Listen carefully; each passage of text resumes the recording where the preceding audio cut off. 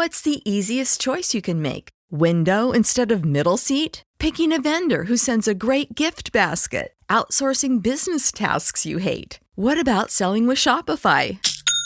Whether you're selling a little or a lot, Shopify helps you do your thing, however you cha-ching. Shopify is the global commerce platform that helps you sell at every stage of your business. From the launch your online shop stage to the first real-life store stage, all the way to the did we just hit a million orders stage. Shopify's there to help you grow. Whether you're selling scented soap or offering outdoor outfits, Shopify helps you sell. Wherever and whatever you're selling, Shopify's got you covered. Sign up for a $1 per month trial period at shopify.com/try. Go to shopify.com/try now to grow your business, no matter what stage you're in. Shopify.com/try.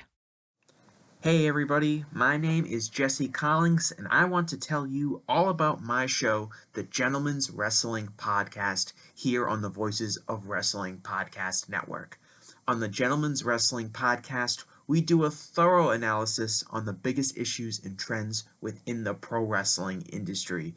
We talk a lot about pro wrestling media, we talk a lot about fan culture and wrestling's place within general pop culture, and we talk about the broader influences that are shaping the way we discuss and analyze the pro wrestling industry. We've had some of the brightest minds in the pro wrestling intelligentsia on the show, including WrestleNomics host Brandon Thurston, both Rich Craich and Joe Lanza from the Flagship Wrestling Podcast, Trevor Dame from the Through the Years podcast, and a whole lot more. This isn't a show for hot takes. It's not a show recapping the latest episode of television. This is a show focusing on the biggest topics in pro wrestling and doing a deep dive on the real stories behind the surface level analysis you might find elsewhere. The Gentleman's Wrestling Podcast is available wherever you get your podcasts, and we'd really appreciate it if you gave us a try. Thanks. This podcast is a member of the Voices of Wrestling Podcasting Network. Visit voicesofwrestling.com to hear the rest of our great podcasts, as well as show reviews, columns, opinions, and updates across the world of wrestling. To the highway in a brand new day. Gotta let it go.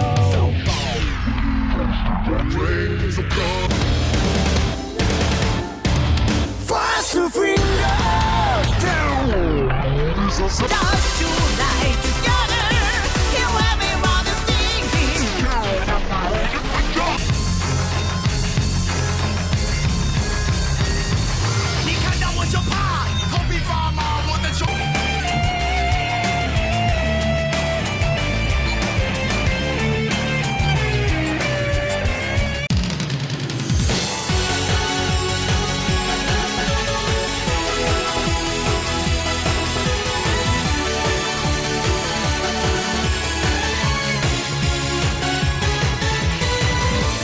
Welcome back to Open the Voice Gate for June 6th, 2024. We are members of the Voices of Wrestling Podcast Network. You can find us on the Voices of Wrestling Podcast Network feed or on the Open the Voice Gate feed on all podcast platforms and applications. You can follow us on Twitter, X, at Open Voice Gate. If you'd like to donate to the show, click the red box. I'm just going to take the entire thing. I think I butchered something earlier, too.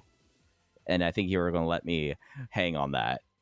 I didn't notice, but go ahead and do it again. All right. Welcome back to Open the Voice Gate for June 6, 2024. We are members of the Voices of Wrestling Podcast Network. You can find us on the Voices of Wrestling Podcast Network on all podcast platforms, applications, or you can find us on the Open the Voice Gate feed all by itself. You can follow us on Twitter at Open Voice Gate. If you'd like to donate to the show, click the link in the show notes. It'll take you to our redcircle.com landing site. You click the red box that says sponsor this podcast, and you can set up a one-time or reoccurring donation. No obligation whatsoever, but we would like to thank all of our previous donors. I'm one of your hosts. It's your old pal, Mike Spears, joined alongside your other host, Case Lowe. And Case, I feel bad for our listeners that there's now another 2 episodes where I have to be Metroplex Sports Guy, but I think we're almost done after next week. Don't you think? Well, depending on what your Texas Rangers do for the rest of the year. But by and large, the most consequential sports year of my life is almost over, and everyone doesn't have to put up with me anymore. Yeah, no, I mean, congratulations on your Dallas Mavericks making it to the NBA Finals. Game 1 tonight as we're recording. I find it hard to root for either team. I guess Honestly, I haven't really thought about who I want to win. Here's the thing. In the same way that the Kobe Bryant PR machine is just completely and utterly out of control right now in a way that I cannot fathom. It is worse than anything Legental has done for WWE. Just the way that Kobe is talked about. The Mamba mentality is unstopped. It's just all not true. This is a guy who would openly quit on his teams in playoff games. I read the quote last week that was like, Devin Booker wants to be a Phoenix Sun for the rest of his career because he was so inspired by Kobe's loyalty to the Lakers. Kobe tried to leave the Lakers like 5 different times. That's on record. We don't even know about the other times. It's just, we're just living this lie with Kobe. And unfortunately, if the Mavericks win, and you would think that would be the lesser of the two evils with them and the Boston Celtics, but unfortunately, if the Mavericks win, it will be every bit of that and maybe even worse with Kyrie Irving, where all of a sudden we're going to have to apologize to Kyrie, even though he has been nothing but an utter nuisance, if not a downright despicable human for the last 6 years up until really this season. And even then, really only the second half of this season. Because he wasn't around the first half. Exactly. Yeah. It's just one of those things that I am so uncomfortable by. It's tough. It is really tough. I as the only sports team that I don't care about in the area is the one that's been 30 years outside the conference final. So I like the Mavericks just fine. There is a famous Miami documentarian who called me a effing degenerate for having money on the Mavericks in 2011. Case, you know which one I'm referring to, too. Yes. But it's just like everything around Dallas Sports media, everyone's like, well, we'll see what happens when Kyrie got traded here. And then everyone, in a way, just decided just to, in a way that I think happens in Dallas Fort Worth that will not happen elsewhere.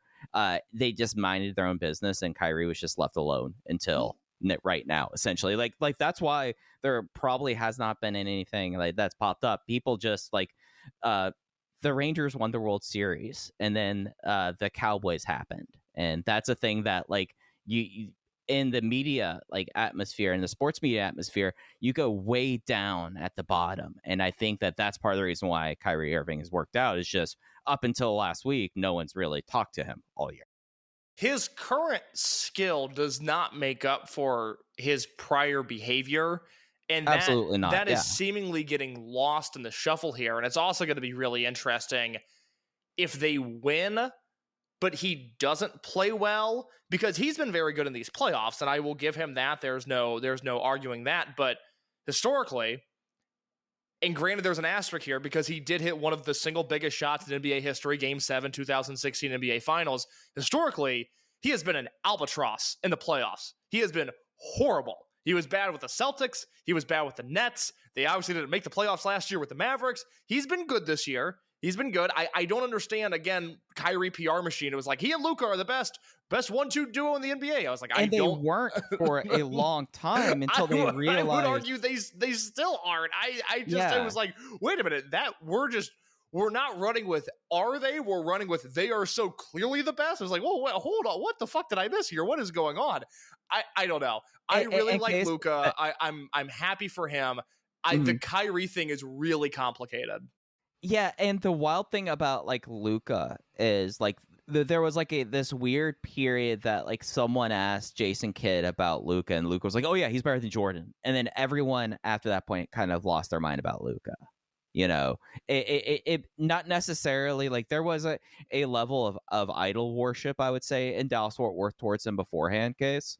But I would say, like, in this playoffs, even more so, I mean, there's going to be kids that probably have posters of him trash-talking Rudy Gobert after nailing that shot. Of course. Right now. It's one of those, like, wild things that, like, I feel like that the Mavericks, and in the same way the Rangers last year, utterly unlikable unless you are like within the area. So like everyone who's like, oh, we're tired of already seeing Dallas around, I'm like, no, I get that. How was it like when Boston did that like every other year for a decade and a half, but it's one of those things though that it's going to be very like this is the most exhausting NBA finals possible right now, right?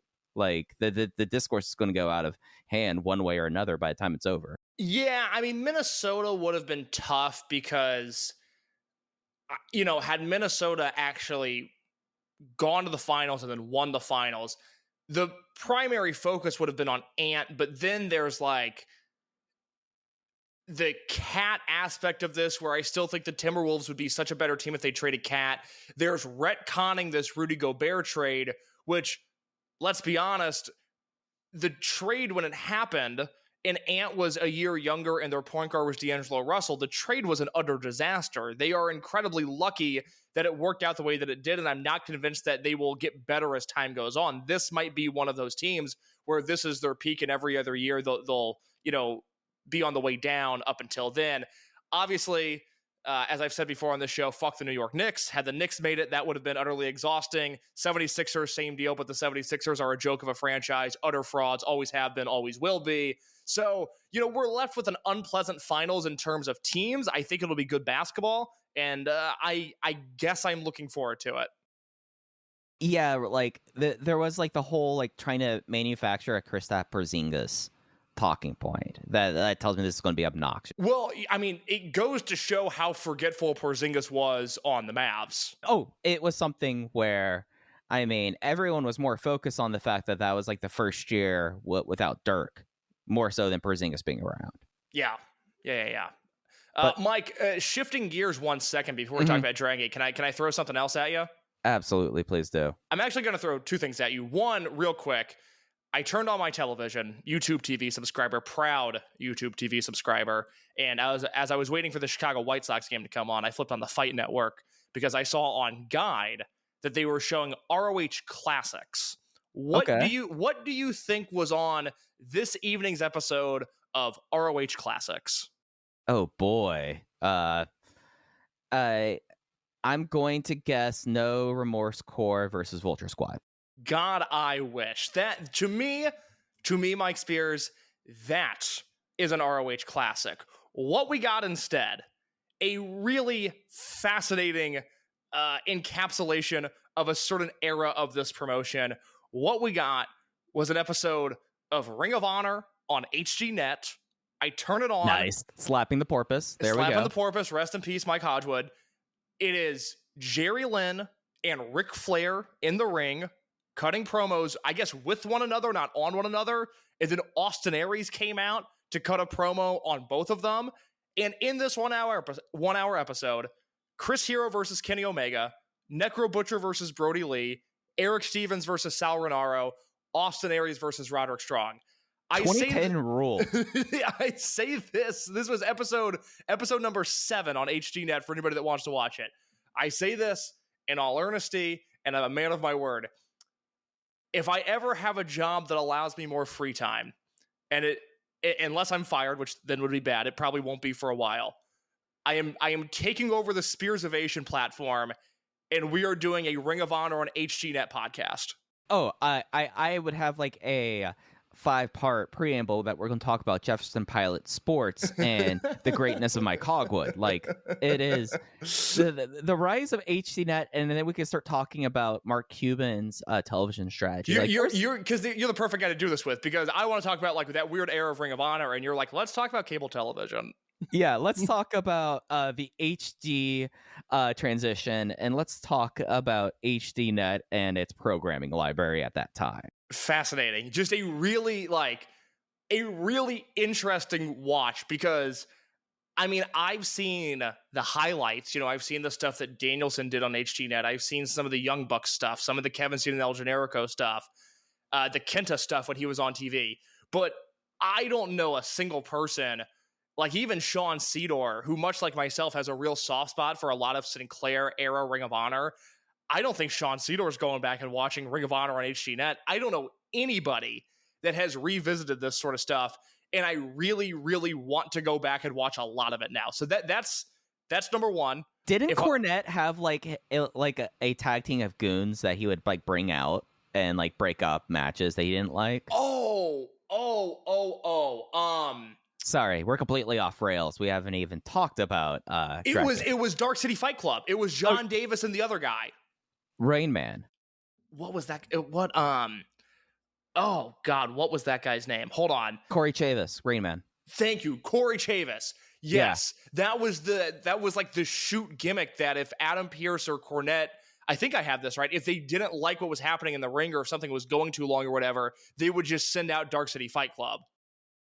Yeah, it is a wild time, and that was before or after, I believe, beach volleyball, and then the bars of Nashville, Tennessee. Like, that was a programming block. Like, I know everyone like makes comments about Access and Anthem right now, but we have to acknowledge how like Mark Cuban just, because like he had like this whole like thing where he invested so much money into media. Like there was Magnolia Pictures was him at that time, which was a big deal in this area, and then he had his TV station that has like a weird foothold in like tertiary promotion history in the 2008 to the present. Was it HGNet or G4 or both that at one point flirted with the idea of having Dragongate air on that channel? I love the question. G4. Okay, that's quick note, letter from the editor here. I would like to personally apologize to the people that enjoy my written work, and this might sound pretentious, but the people that enjoy that, and Rich Craich in particular, I had a lot of things planned for Dragongate 25 this year that just because of things that have happened in my personal life, I haven't had the extra second. My dog incident a few months ago really kind of has just thrown my entire schedule off, and luckily she's doing better, but it's changed just my day to day for the most part. So it's a bummer. There's a lot of things that I wanted to get done that I haven't gotten done. We should probably at some point try to explore that situation a little bit more. Oh, the sliding doors episode? Sliding doors, and just I don't know how much info was out there. I feel like the only time I've read about Dragongate on G4 was like on an IGN forum post, and I'm only kind of half remembering it. Yeah, I feel like we need like a Berenstein Bears episode, like because we still have to talk about like Overgeneration and all of that. Like Overgeneration episode is coming. I've been ranking all the units, which more on that. You and I after this episode we can talk about that because I have an idea. Here's where I'm at. I've been working on a top 25 what ifs in Dragongate history article since before Tien Revolution retired. I have to rewrite part of this now, and it's like almost done. And then the dog stuff happened, and I haven't touched it since. And even that now was 2 months ago, so I've got to get back to that. There's a lot of stuff that hasn't gotten done. I apologize. We're still doing the monthly throwback podcast. I'm elated for the monthly throwback this month, Mike, because do you remember what we're doing this month? I mean, it's June, so I need to look at our... Did I pen the DM that had our schedule on it? I think you did. Yes, I did. Oh, yes, this is a fantastic one. Let me see if it's the same one now. Hold on. Now I got to go to our Slack messages. This is the most obnoxious episode for those who are not charmed by it. What are you gonna do? Okay, so there's that one which we can still do, but the other one that we have to do is you recently ran across a whole batch of Dragongate 2014 footage, did you not? Yes, I have. That is correct. And we've talked about on the show a number of times. There is a block of television from 2014, and specifically June of 2014. I know we just did Dead or Alive, but there was a block of TV from June of 2014 that never made its way to the internet when it aired. It is the last batch of Dragongate TV that I've never seen, and it famously has a BB Hulk versus Naruki Doi Lumberjack match that by this point, I'm locked into Dragongate, I'm watching everything, I'm invested, and there's 2 episodes of Infinity that never made it to Daily Motion. They've never popped up in a Google Drive. I had never had anybody send me these blocks of TV until you did very recently. And I think we should do something with this. I think we need to rip the Band-Aid off, and we'll do that this month. It's 2 episodes of Infinity. I'll make them available to everybody listening, but we need to watch those as a group because I would imagine even your angry 216s and your Alan Forels and your Joe Gagneys, your most hardcore Dragon Gate viewers over the last decade, I would assume none of them have seen this.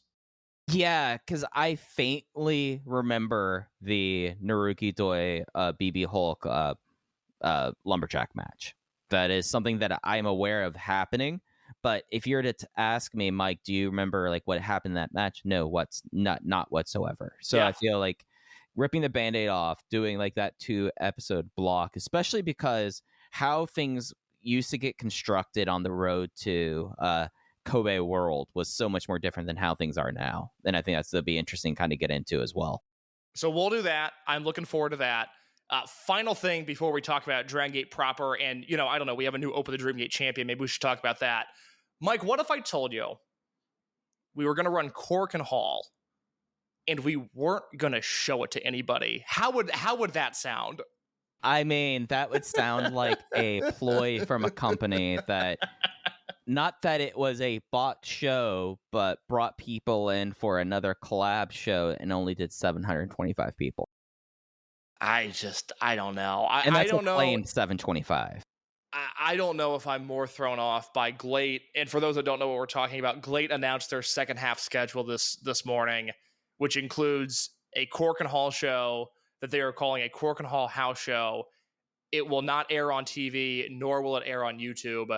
And then they're also it's like how the Juji Shigehiro Irie OWE match is like not getting aired anywhere. Like that belt had. Oh, I didn't know that. Yeah, because I was a part of like their Yokohama house show. Interesting. Okay, I did not know that. Because I got to be honest, it wasn't on my list of things to watch. Let Dead has made a profit for 25 years. That they want you to know that too, while they're doing all of these things. Like, hey, maybe having all of our shows for free without a paywall is not enough inducement for people to buy a ticket. That's what I think when I hear, oh, we're not streaming our Korakuen Hall shows when we've put every single show that we've ever done free and clear on YouTube. That's what it tells me. Okay, so I don't know what it tells you, but I think that's pretty blatant. I don't know. I'm baffled by the whole thing, but I'm not sure if I'm more confused by that or the fact that they're going to try and run Osaka number 1 in the fall. Are they announcing a Shima retirement show? Because that's the only reason they should be running the main room at Bodymaker. Yeah, I was going to ask, what could they possibly do? And I guess Shima retiring. I mean, yeah, but and I don't think that's going to happen. No. I'm baffled by it. We're just about at the 2-year anniversary of Ishida leaving, and Ishida is now, he hasn't been in All Japan for a year. He's been gone from Dragon Gate for 2 years.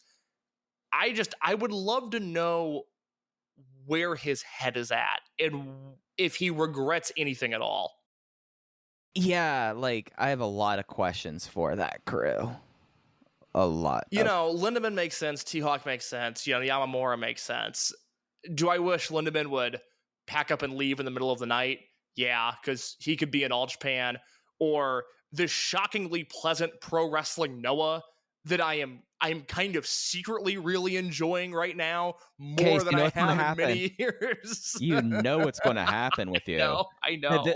We've been down this road so many times, guys. This is like when I get really into watching I don't know, SWE Fury. You think that you're going to like it, and you're on board. You're all rebellion all the time. And then before you know it, you're going like, why am I watching Chris Weiss versus Atoshi Saito? I'm sorry. With all due respect to the flagship, I'm not getting sucked into the 0-1 World Heavyweight Championship story. Now, I love listening to them talk about it. It's compelling audio. Do I wish some of that time and energy was put into covering Dragon Gate? Yes, I do. But, I'll take what I can get. It's compelling audio. But what's the unit? Rebellion? Is that what they're called? All Rebellion. All Rebellion. Here's the thing.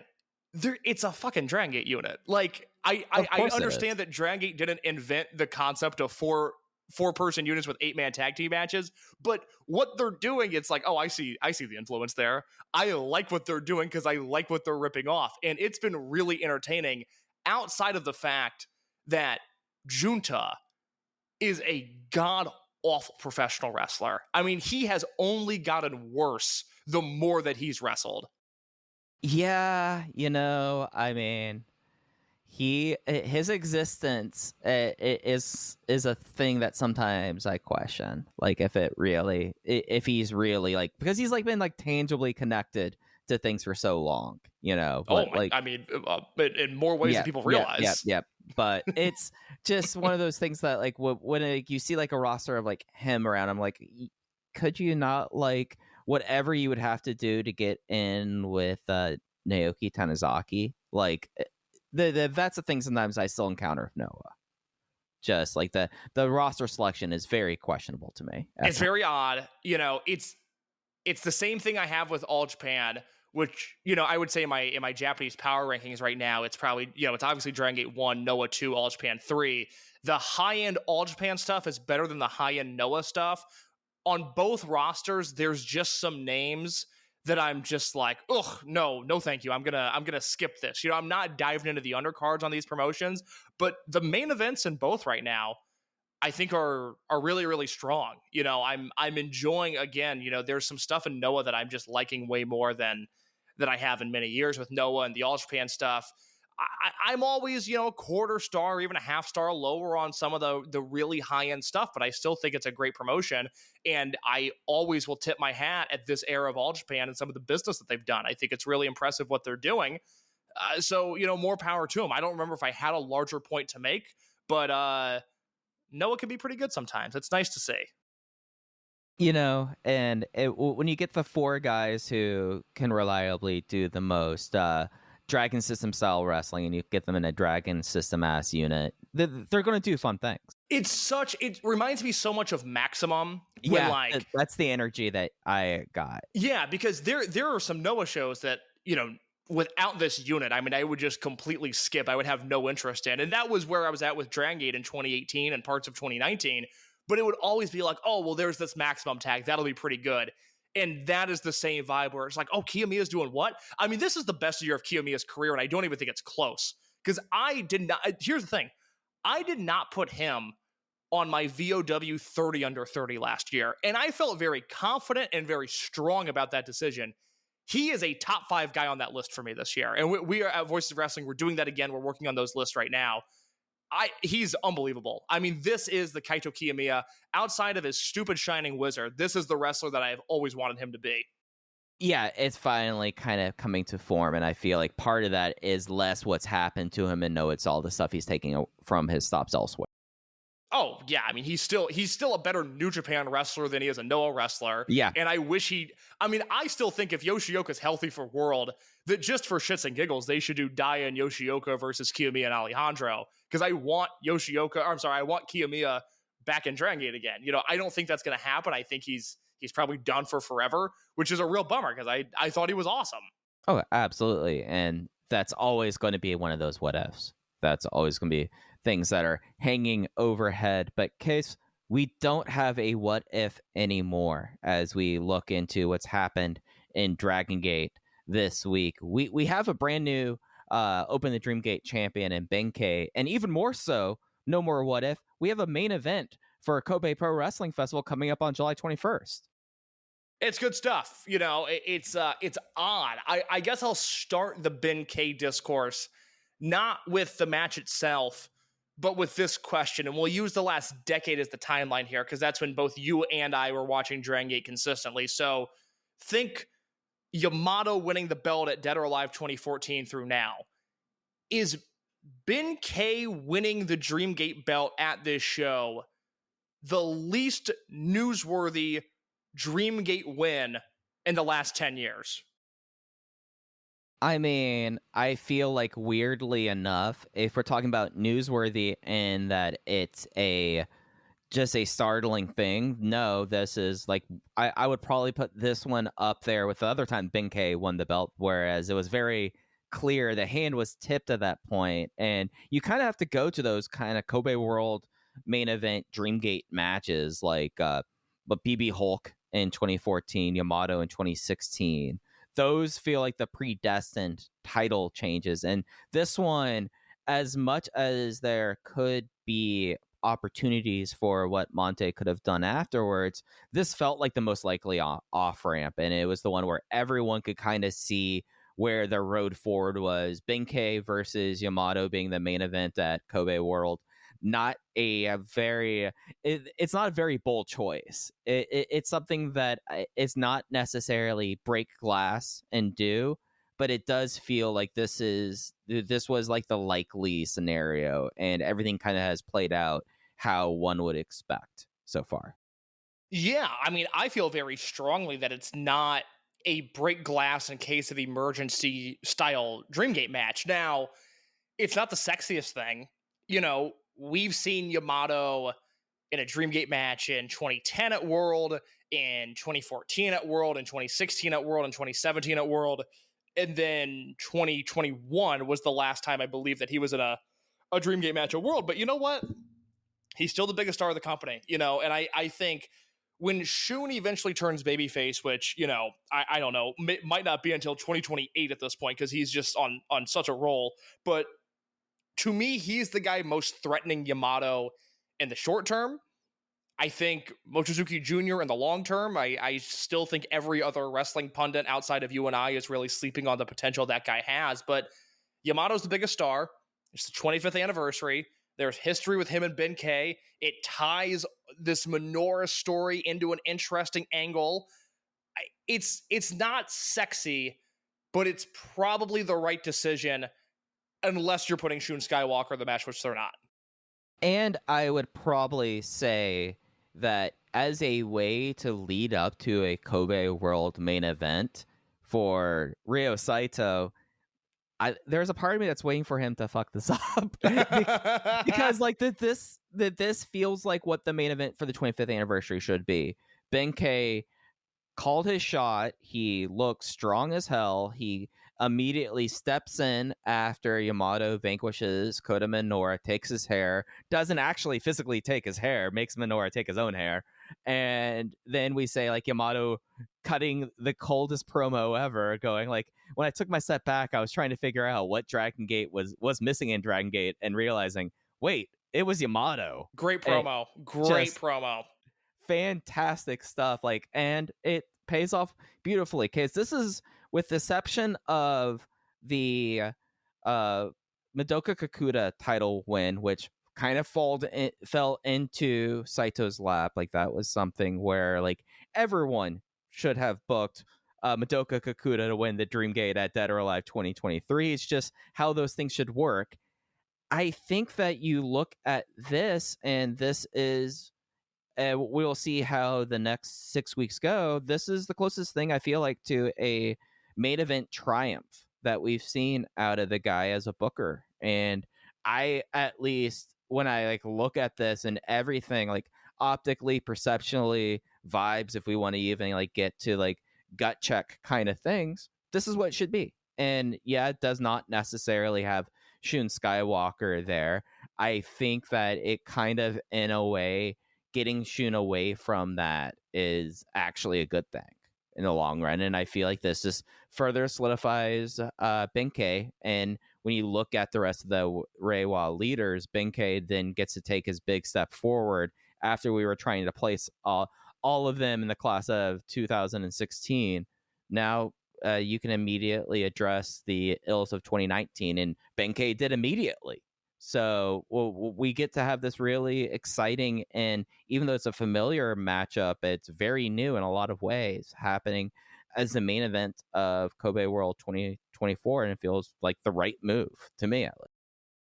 Yeah, the Ben win, oddly enough, not to keep on referencing it, it reminds me a little bit of Ricochet's Dreamgate win, where it wasn't this incredibly long story. There wasn't this giant build. Ricochet had been away from Dragon Gate for 5 or 6 months when he came back in February of 2014 and then won the belt a month later. And over the last year and a half, there's been times where Ben has felt like a more central figure in this company. When Akuda left and the Chicky stuff really took off, there was a month or two there where it was like, man, Ben is the main character. All eyes were on Ben. I always like telling the story from one of our Kobe correspondents where They do the meet and greet at intermission, and at the start of 2022, Ben does one with Akuda, and there's almost nobody in line. You know, the person that I talked to said it was sad because you thought about who Ben K was just a few years prior, and you never would have imagined that nobody in Kobe Sanbo Hall would care about meeting this guy. Cut to 6 months later, he's in gold class, and there's a line out the door practically. Like, everybody wants to do the catchphrase, everybody wants to meet him. It's this whole great thing. There are times where he's felt hotter, but, you know, they set this match up. Ben won a bunch of matches. He looked really dominant and really strong, and then he won. And given Monte's Dream Gate run, which we can talk about here in just a second, it's hard to say this was the wrong decision. You know, there have been more triumphant victories in history. There have been better stories that have led us to better title changes in history. But in the now, in the day-to-day, this feels right.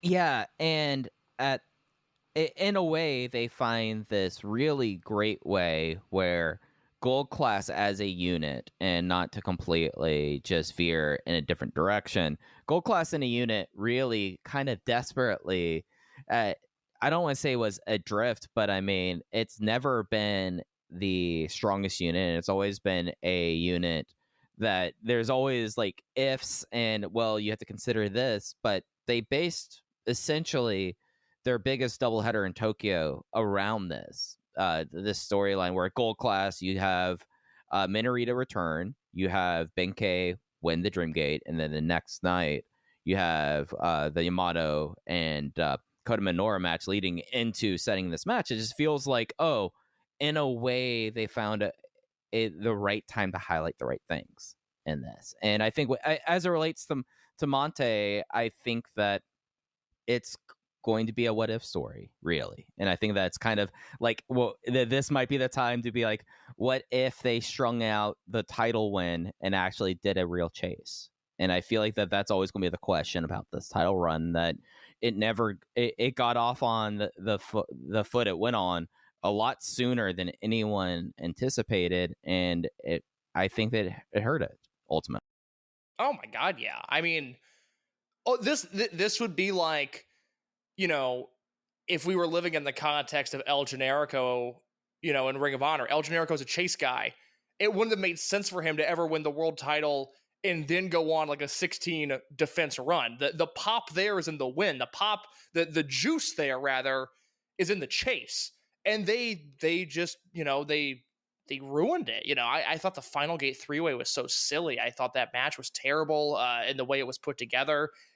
The match itself was, you know, good in spite of the obstacles that were put in their way. But even then it was like, wait, what? He won? Like, what is this? Why are they doing this now? And, you know, in ring-wise, the match with Shun was great. The match with Susumu was great. The match with Valletta, they tried something, didn't work, but I don't think that hurt his image, but it didn't matter. You know, he could have gone out there and had a 5-star match with Shun and a 5-star match with Susumu and then a 5-star match with Valletta or Doi or whoever. I don't think it would have mattered. His story was in the chase, and they blew the chase immediately. And you compound that with then he immediately goes with Hyo, and Hyo it catches lightning in the bottle and is on the run of his life and becomes, in his way, the main character of the promotion. And it just compounds it, where I think we'll look back, and you're absolutely right, like the title matches and even the 3-way, even though it was weird in the whole Shun Skywalker DQ, when it turned into Kakuta and Mante, it was a solid enough match, but you had 2 really killer defenses there for him. And I think those are the things that the company will look back on, and is kind of when the hand was dealt to him, he played the cards as they anticipated. They just handed him the hand way too soon and kind of squandered something there. And now we get to see him in this kind of role where, I guess, really with Luis Mante, as we like look towards Kobe World, he's someone that now hinges on what's going to be the scenario with Jackie Kamei at that point. And it's something where I kind of wish coming out of this, in a way, Mante was more felt like the leader of the group, and that's just not the case. And that's just like one of the weird aspects of this of this unit and really this title run is just the fact that the Dream Gate champion was not that guy for the unit and for the company. Well, I think, 6 months from now, I think we'll think much more highly of Mante and where his position is, because now you lose the awkwardness of Hyo having the momentum that he has, and Kame, I'm assuming, rebounding very quick and moving along the train that is Big Hug, and Mate can go back to being, your 1B guy and not your 1A, put him on a pedestal, look at him, he's our champion guy. Because I think we learn with Mante is that he might in the future be a superb Dream Gate challenger. That's what we wanted when he was Diamante, was we just wanted to see him have the opportunity to challenge for the Dream Gate belt. It's hard for me to entirely rule out the idea of him winning the Dream Gate belt again, but I think we've now come to the realization that unless there's a change in his presentation, his ceiling is not Dream Gate champion, but Dream Gate challenger. Right. And as it kind of like then shifting towards Benkei, he kind of gets that Benkei kind of position, I would say, like where I don't think it's a bad place for him to be at, especially if it's something where, at least in the short to medium term, where you have Hyo tied up with a Brave Gate, or you might have other things going on for Kame. You have like the opportunity that like Mante could always fill out someone's fight card, and I think that that's ultimately getting him through the title run so you can have them constantly there, versus what's going to be like when if Mante gets a Dream Key. Now we know, okay, he's going to knock them dead and have incredible Dream Gate matches. And now we know that he returns to the deck now as a playable card when we had that question beforehand. That.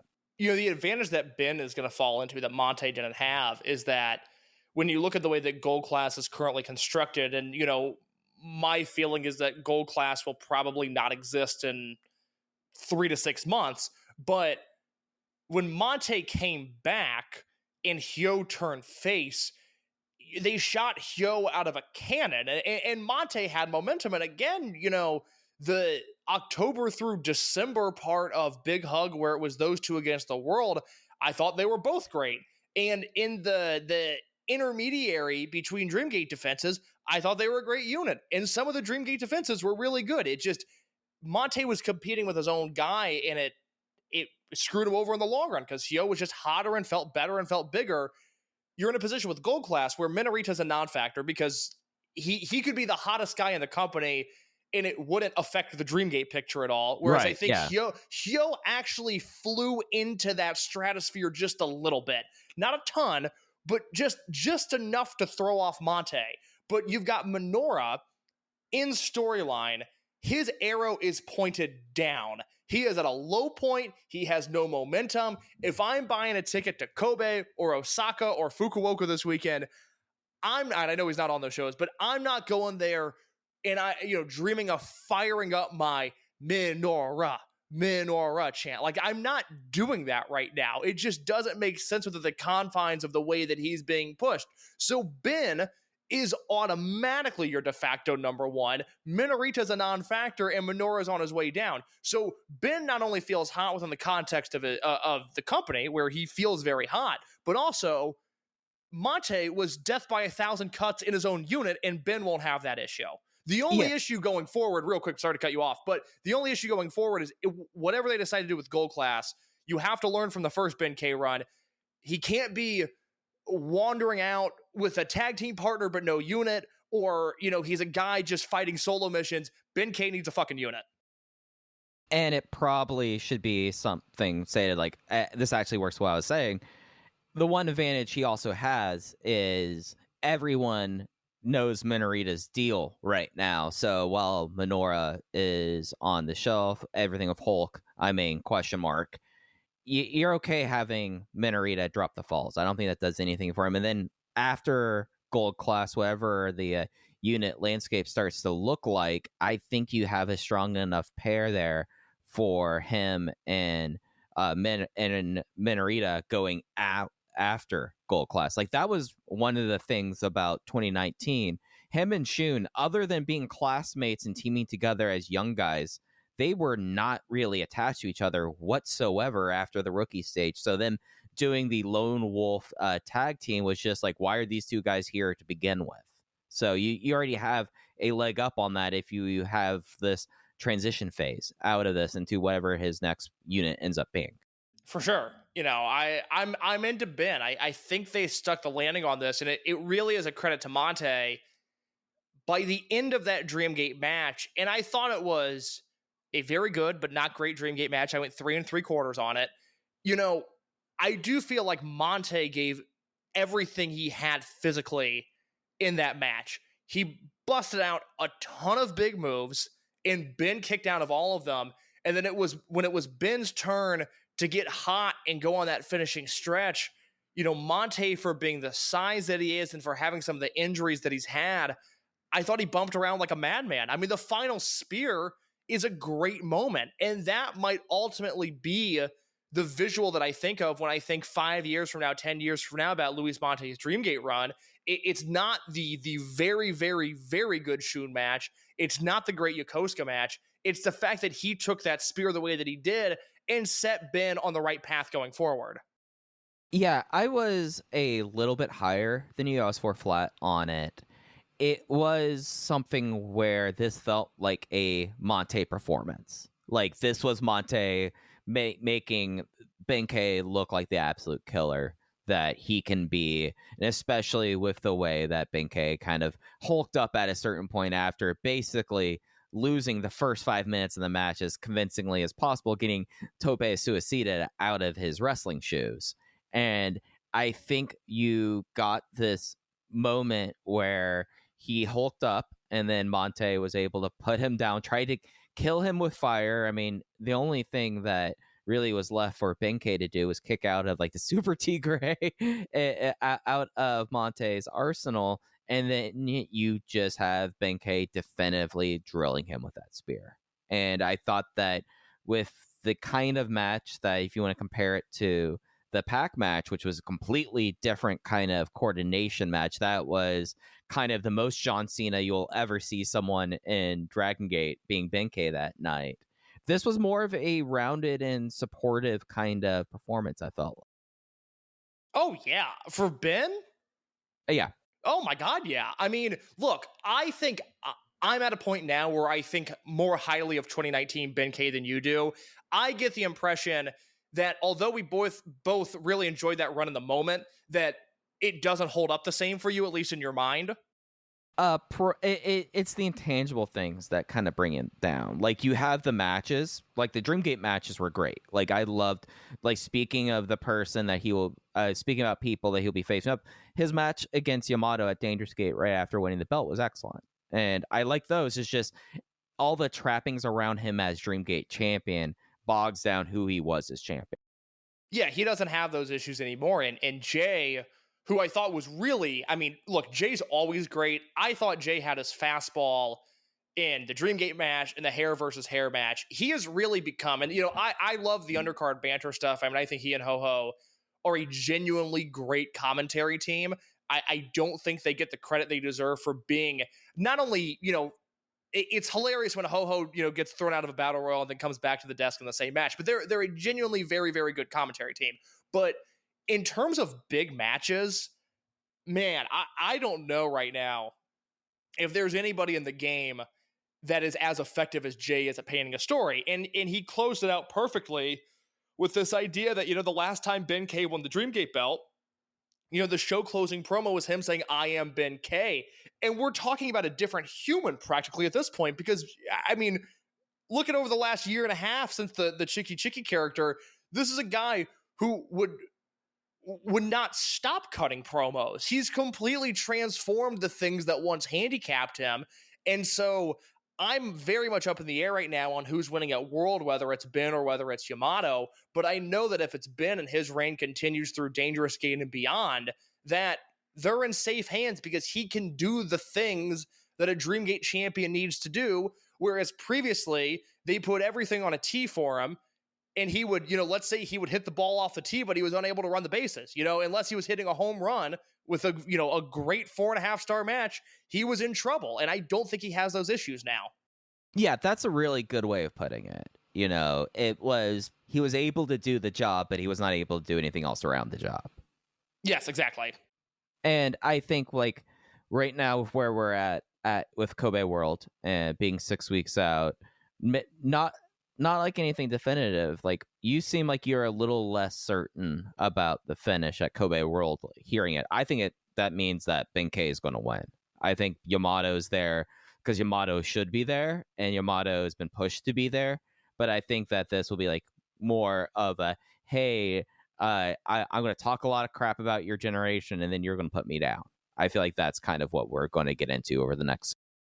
Well, it's interesting because that certainly makes sense, but I also think there's a possibility that Yamato says, fuck them kids, I'm going to be the 6-time Dreamgate champion, and then I'm going to run through Kakuta and Yoshioka. I'm going to get my win back on Yoshioka, and then just for fun, I'll probably defend the belt against Doi and Dragon Kid and Mochizuki and Fuji and whatever other olds you got. I really think right now, I mean, I have to sit down and think about this, and obviously, you know, we'll see where the Korakuen next month goes and the Osaka show next month goes. To me right now, it's 50-50. It is a dead split in terms of who I think is going to win Kobe World.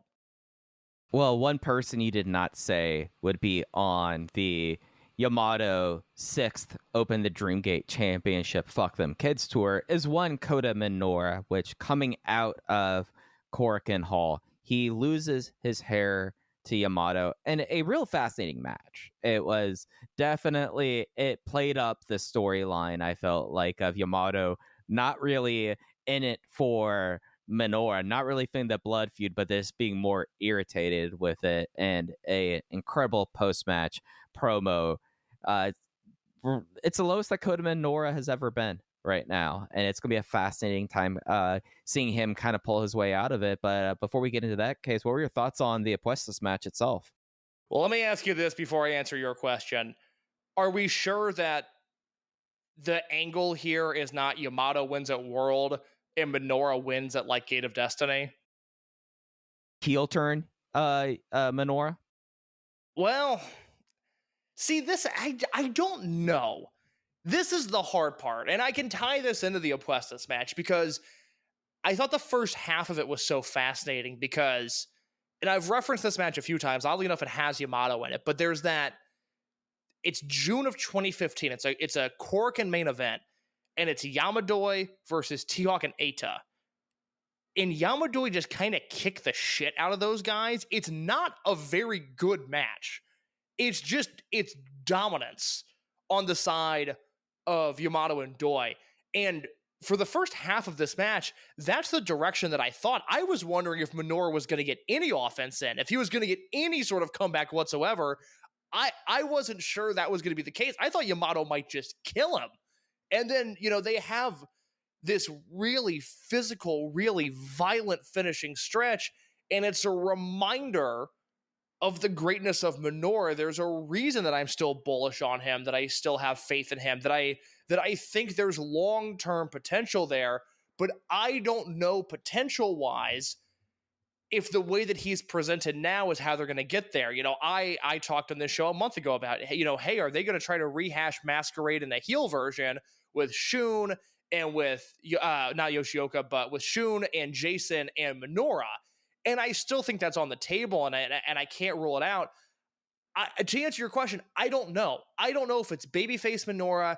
I got my head shaved. Yamato is telling me I suck. He's telling me my generation sucks. This is my chance to win the Dreamgate belt. Or if they turn him heel and he does it that way. I don't know. Do you have any feeling on that? I kind of wonder with how this Apuestas went, if instead of thinking about him down the road, maybe we should start talking about 2025. Like, there's a part of me that this Apuestas feels like a send-off match for a little bit. I mean, I wouldn't complain. You know, if he hung out in England for 6 months, you know, I worry about him going to Mexico because he's very handsome, and I could see him falling in love with the women of Tijuana and then maybe not wanting to come back. I would worry about that, but you know, I don't know. it's something where just with how the match was worked, like essentially you have Yamato not taking Minoura seriously. Minoura does the water wheel suplex on the apron, which just pisses off Yamato, and then Yamato tries to just destroy this kid and does that for the next 15 minutes of the match. And although there were moments where Minoura was going through his offense, he hits the gong, he hits the R301, does not hit the Golden Rose. There never was the buy-in kick out that I was expecting the Korakuen audience to buy in on, in a way, which made me think like, oh, everyone's expecting him to lose his hair and then some big change happening. And to me, the big change, we can't count it out now, is maybe he's going away for a while. He's off this weekend shows due to injury, and it's odd, right? Because he has to come back, at least in the short term, because you have to pay off the fact that he doesn't have hair. I would be disappointed as a fan if this is the last time we saw him until November, because Minoura being bald and us seeing that is part of the ultimate story and sacrifice and journey that we're on here. But if he, loses at World and then says, I'm out, see you guys next year, that I can get behind. It's odd, right? Because in the mid card, if he was going after the Dragongate belt, or if he had a Twin Gate match, if it was, him and Minorita against Dragongate and Doi, I'd be super into that. I'd feel like that's a hot match with great potential, and I'd like to see where that goes. I said about a year ago that I thought he finally shook off the summer of 2022 and that he could finally move forward and be a main eventer without questions, without an asterisk. I think he took a step back in this feud because Yamato just beat him down so much that we need a change in presentation now.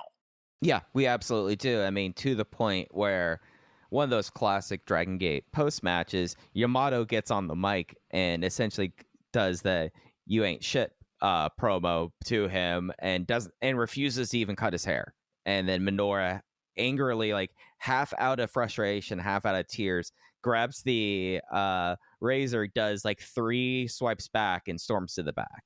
And to me, I don't know if there's a way that Kota Minoura can look lower than this, other than if something happens, he has to go back and restart his wrestling career, essentially. They are definitely beating him down, and it's purposeful and intentional, with the hope that when they build him back up this time, it will take.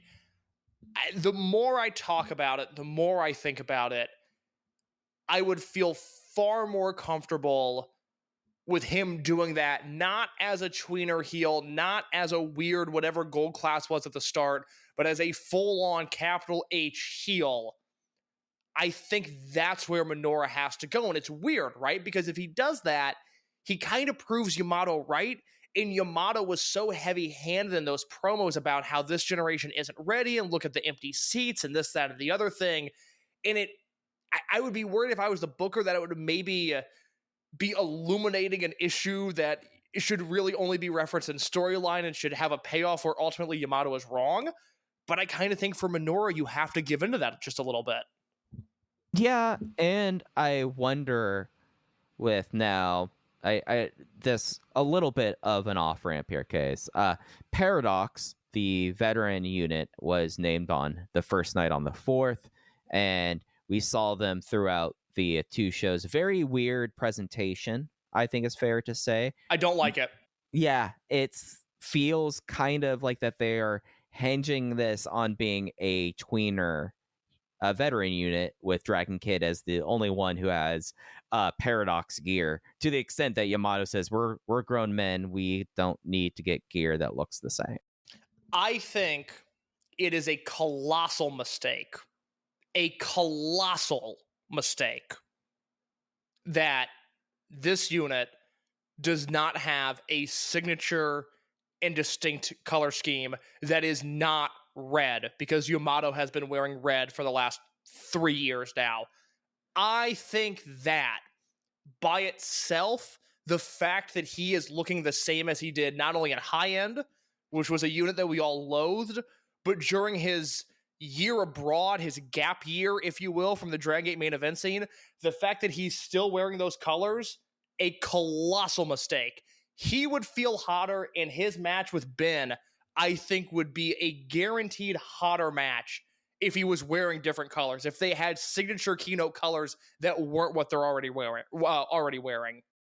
Yeah, and the fact that really then you have YAMATO just like put on a new knee pad is what the thing is. There's no theme music, but that's not, I feel like, as egregious of a thing. Like theme music comes and goes, and that's sometimes the units don't actually get theme music. It just so happens to be that way. But graphically, I think that like not having the gear is a bad move. And I do like the Paradox name. I was wondering if there was going to be some team veteran about it, but like playing off like the visual definition of Paradox, I thought was kind of funny with that. And it really does like tip that this is not where this unit's going to be on the alignment. It's not going to be super face, where then you have this dissonance happen where case maybe it's just me, not to go completely back to the Puestas match, maybe it's not just me, but Kota Minoura was not getting any calls whatsoever. It was all YAMATO. So doing kind of a tweenerish gimmick, which I love when he has the edge with it, the presentation just doesn't feel consistent. Yeah, I think that's true. It feels lazy, and it doesn't feel like the spirit of Dragon Gate. That's the problem I have with it, is this is the kind of thing that shouldn't be half-assed, and it's especially odd given that it's YAMATO, Doi, and Dragon Kid, and Susumu, who's always been a merch mover, where it's like, I don't know, why can't, this was my thought, was why can't they wear San Diego Chargers powder blue and yellow? Why can't they have something very distinct that pops on merch that no unit's ever done before, that it's like, all right, this will now be an identifying group from here until the end of time? You know, Italian Connection, when half those guys turned into Aga and Isu, they didn't go, well, we're still going to wear our gear from the Italian Connection. It's like, no, that's not what we're doing here. We're wearing bad tracksuits. That's going to be our thing. I'm very puzzled by this. It doesn't feel like it fits the spirit of the promotion at all. And I don't know if it's a YAMATO thing. I would love to know more about that. They had 2 months to prepare. You know, I understand, you know, hey, if there's a shocking face turn and then you want to get this unit going right away, all right, maybe that's one thing. But this has been a slow burn, and the payoff just wasn't there at all. Yeah, and it is a situation where you already have this unit taking losses, like not losses that count, like going to the second night. Dragon Kid drops a direct fall to Shun Skywalker. We don't know when or where, but we assume that probably means Shun and Jason getting a Twin Gate shot, if not at World, then before that. Paradox is just, it's a paradox of a unit case. Like, I don't know, like, I want to see how things go with them in Hakata, but I don't have the confidence in that. I think that this is just going to be like a fun veteran unit like we saw in the past. This thing has spiky bits as things that I think that kind of needed to get sanded down before they were presented to us. The positive, the undeniable positive, and I wrote this in my written review over at voicesofwrestling.com, is that even though he's still not working a full-time schedule, this gives Doi something to do and a place to call home, and that is huge. You know, obviously, as long as he has the Twin Gate belts, which that reign might end at Kobe World, which if it's to Shun and Jason, by all means, I am all for that. They can go ahead and take those belts and hold them for a long time. But this is what we complained about with Eito for the longest time, was like, hey man, just put him somewhere so when he's around, he feels like he's an actual part of this promotion. And with Doi, the fact that he's here now, it just feels, I don't know, it feels like a massive win for Dragon Gate. In the same way that Flamita coming back, they were able to restore some of their own history. 2 years ago, we thought we might lose Doi to Glate or, you know, full-time All Japan, maybe Noah. We didn't know what it was going to be, but the fact that he's now in another unit that isn't just him filling in gold class is a pretty massive win for Dragon Gate, I think. Oh, absolutely. And it feels right also in a way that the whole situation with Doi and Gold Class, that was like a funny kind of quirk, but we all knew that wasn't right. Like it was all business arrangements. Well, you talked about Flamita. Should we talk about this Brave Gate match? I would love to. So, open the Brave Gate title. This was semi-main event on the second night. Hyo versus Flamita. Hyo retains with the Samson driver just after 15 minutes. 7th successful defense. And then Hyo just calls out Pac and says, guess what? I'm coming for 11 defenses. And Dragon Dia, what you did at Best of the Super Juniors kind of got me mad. So I'm coming through you, buddy. But Hyo having what I think at least the best Brave Gate match of his entire tenure. So yeah.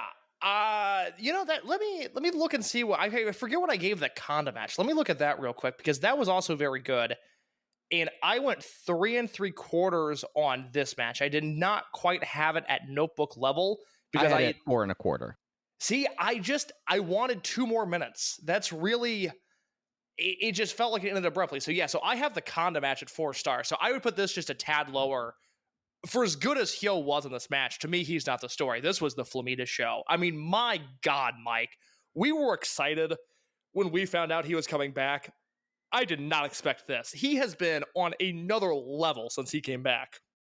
Yeah, I remember when we had conversations a couple of years ago about Foreigner, Mount Rushmores, and we're like, we think now we have to put Flamita to the side. Like we were like, well, we were kind of like sucking in breath, going like, Flamita might be 5, he might not make it, and now he's back in that discussion.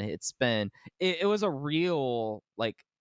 What sold this match for me more so than the Conda match, just the way it just shifted and flowed from going from like a sprint section to Flamita showing some grappling, and the closing stretch where it did kind of feel like that it was ability and familiarity that won it for Hyo. Flamita kept on going for variants of the Flam Fly, and the last time he attempted it, Hyo immediately turned into a crucifix and he rolled through, hit the Samson driver, a spiking version of that, got the 3 count, and Flamita was in shock, like almost to an extent where if they wanted to run this back and Flamita had another reason to get his mandatory Brave Gate shot, I'd be totally fine with. I think he should have won. And to your point, if they just said, hey, you know what we're going to do at Kobe World? Same match. I would be all for that, because I think these guys have excellent chemistry with one another.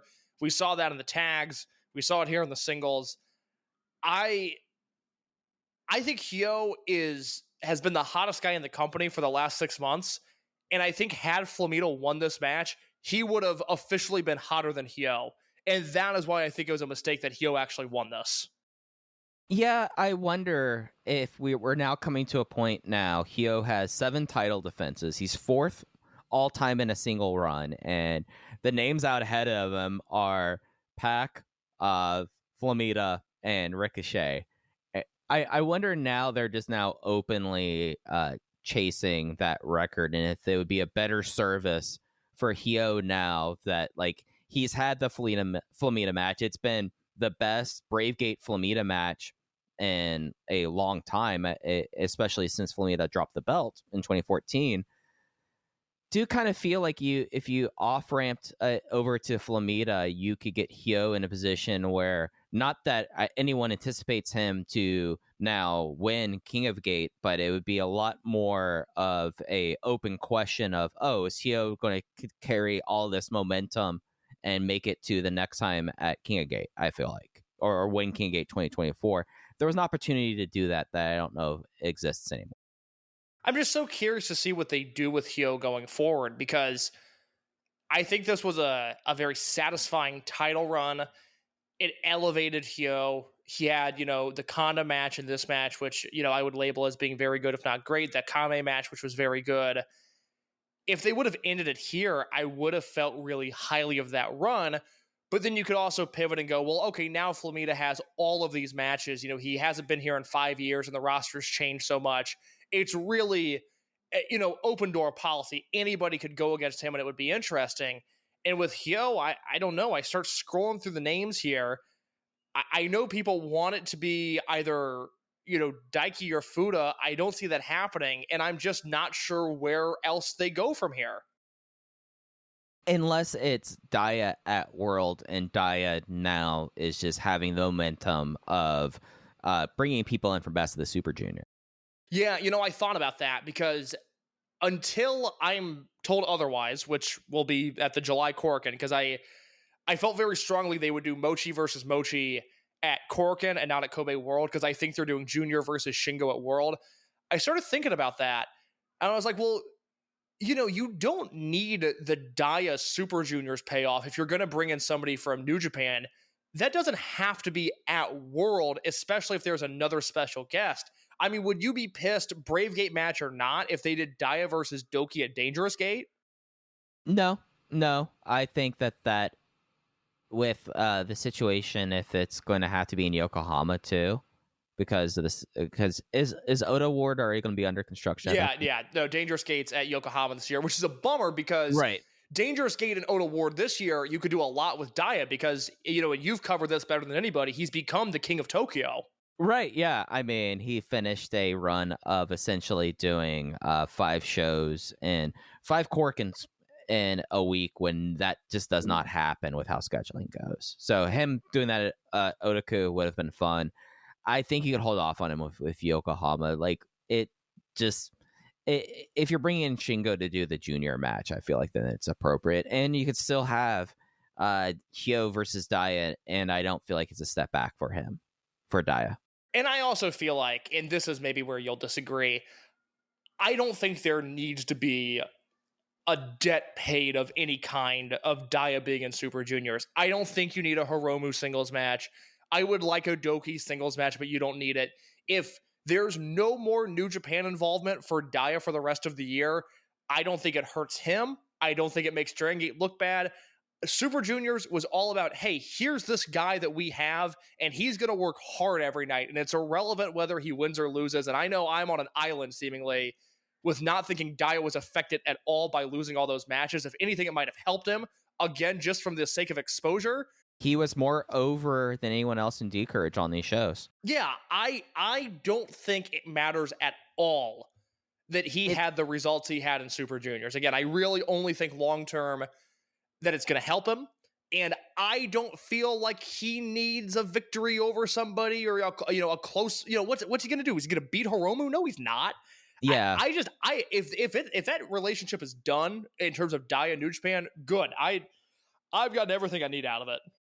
I guess for me, I am more towards your side of it. I do think like the thing that everyone who kind of helicopters in and goes, oh, Daya went 1-8, that's awful. What was Daya's 2024 looking like before Best of the Super Junior fell in his lap? Exactly. It was waiting around for Yuki Yoshioka's eyes to clear up. Like, he was not doing a damn thing. So he has weirdly become so firmly entrenched in the mid-card. This was the point I made when he started the tournament, was like, hey, if it was Junior or if it was Hyo or if it was Kame, like, I'd be pretty pissed if they lost all those matches, because there's so much room for growth and upward mobility in this company with all of those guys.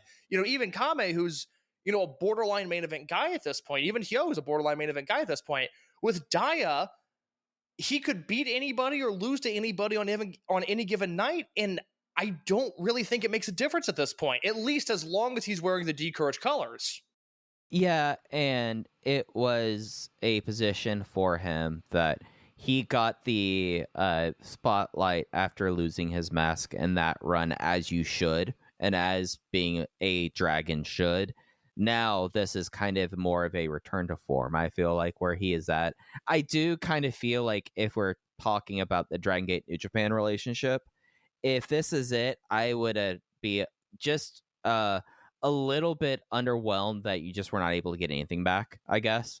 Like I would hope to get something back, but that's not that's really it about the value judgment. Like, my big situation with someone coming back over here is just like, other than like Hiromu, who the company and the fans now really well and know, I think the Dragon Gate wrestling fans not being necessarily true or like stereotypical wrestling fans, that's where it would come and hurt for who would come back, because like I felt like that there's an argument to be made that like Kushida means more to a Dragon Gate audience member than Sho, right? Like it was a weird situation there that if it ends up not being someone coming back and it was just this is just being a nice thing and helping out someone in a blind spot, you know, it the further we get away with it, the more okay I would be. Also, let's be honest, you know, what's he going to do? Beat a New Japan guy? There is zero historical evidence that says that would happen. No, you're not wrong. And it's, who do you want him to lose to then? Like, do you want him to lose to a Kushida right now on a Dragon Gate show? No, you probably don't want him to lose. No, not Kushida. Again, I think do you want him to lose Kushida to a Doki on a Dragon Gate show? I think that's a legitimate conversation. Anything that gets Doki in the door, I'd be into, because I think he'd crush it in this environment. And again, you know, we sort of talked about this with the rewind and rewatch we did last week, but sliding glass doors moment. I mean, that feels like a guy that very easily could have ended up in Dragon Gate. I'd like to see him there, but I'm not pissed if it doesn't happen. And, you know, again, I don't know if it's the best look to have the New Japan guys beat people right now. No, I think that's an entirely fair point about that. And it's just a situation with Daya that I do feel like that there's just going to be this giant holding pattern for him, I feel like, just because how much things are tied with Yuki Yoshioka until they kind of blow up the tag team or blow up D-Courage. So you're just kind of sent out here going like, what are you doing with it? They feel stale right now. And I think that's okay because Vibes is feeling pretty good. Z-Brash with Jason is pretty hot. You know, Gold Class has Ben and Ben has momentum. You've got Big Hug. You know, we'll see what comes of Paradox. D-Courage is very much at the bottom of the totem pole right now. But until Yoshioka comes back, they're going to be that way. And quite honestly, I think this will be their existence until they split up and rebrand and do other things. I think we've seen the apex of this unit, and I don't know, unless Yoshioka comes back and is just otherworldly, which is possible, I don't see any reason, and I don't see it realistically that they just all of a sudden really heat up as a unit again. No, I think that they've crossed 2 years. That's always kind of the thing, that other than the Jimmies, no one's getting a renaissance in their third year of being a unit. That just does not happen in Dragon Gate. You brought up Natural Vibes and their match against D-Courage on night 2.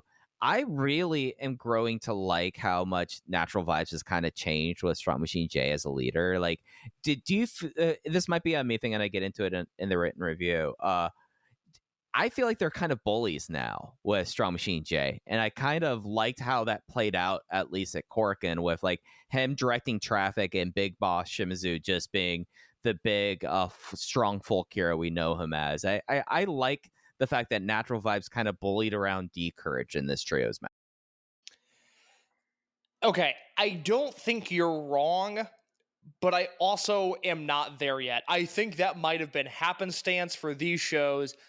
I am really struggling with, hey, this is Strong Machine J's unit, but also KZ's going to make the big hot tag, and KZ's going to still do all the big moves. And I just think they made a mistake. Well, not a mistake. I'm starting to think they might have made a mistake in not having Natural Vibes end at Dead or Alive 2024, which would have been perfect. You know, historically, this is a unit that began at Dead or Alive 2018, or around there at the very least. They could have ended at Dead or Alive 2024. KZ goes into Paradox. They know Flamita's coming back. They pick up, you know, let's say one young guy and throw him in the unit. And then it's Strong Machine J's new unit with a new name and a new presentation. I am so thrown off by, hey, this is Strong Machine J's unit, but we're doing all the KZ stuff still. Hey, we are getting a really sick monkey flip in the dance now. Oh, he's Dragon Gate's Danny Hodge. Big Boss Shimizu. Yeah. But I see that frustration, and it's also where I do kind of feel like that KZ, if he's not doing Vibes, you kind of want him to be with Hulk, and Hulk needs to get to Paradox one way or another. Oh, that's true. Yeah, I hadn't really thought about that. Yeah, it just seems like we're gonna get North Tribe eventually out of that. Maybe North Tribe retirement. I don't know with Hulk. But we've been saying that about BB Hulk for like 8 years now. But he's not been on a show since Sapporo. And that was his first show, I feel like, in a while. That's true. It's just that was something that kind of stuck out to me. So elsewhere on these Korakuen cards, Mochizuki Junior's return match. He has a singles against Yasushi Kanda. Then on the next night, him and Senior go up against Ben and Minorita. Junior winning with the most disgusting looking camel clutch I've seen. He basically lifts up Rita in that and props his legs up and does it almost like a gory. It's almost like the Doki suplex kind of hold there. And immediately right afterwards, he calls out his dad. He wants to beat up his dad. Junior versus Senior happening and the July Korakuen coming up. But Junior's back and he looks like he even more than ever looks like that he is going to take the world by the horns. He looks even better. Like I'm stunned how like self-assured this kid is. Hear my voice, heed my words, especially if you're a Voices of Wrestling staff member and you're participating in 30 Under 30 this year. Put Mochizuki Jr. on your list. I don't care if he's 30. I don't care if he's top 10, which he will be for me. He's got to be on the list. This guy is so unbelievably good. And the exciting thing is, Mike, what did I say for a year and a half? As long as he was healthy, they had plans for him. He figured into the booking. He was always doing something. Now that he's back from the UK, the training wheels are off. They're doing him versus Mochi Sr. Now, they're not only going to do something with him, they are going to do big things with him. And I think it's happening sooner rather than later. You know, the reason I left him out of the Hyo conversation is I don't really want him wrestling for the Brave Gate belt right now. Not to say it's beneath him, but I think he's on this special trajectory where that might only slow him down. Yeah. Especially because you've got Ishin as heavy as he is. Kato could be back in a month or two, 3 months maybe. They're not Brave Gate guys anymore. I want him around those guys and not around, oh man, he's going to have to defend against Punch. What a weird match. And I want to see him in King of Gate. Oh my God, I think yes. that he coming in should go into King of Gate and not necessarily saying he should be Mr. Brain Final Four, how Hyo kind of was that shocker this year. But I want to see him getting into the position where he's figuring into things. And having him at the Brave Gate, it's not that it's a handicap for him. It's just I feel like that's something you could turn around and do down the road with him. Like he doesn't need it. His elevation can be defined without a title.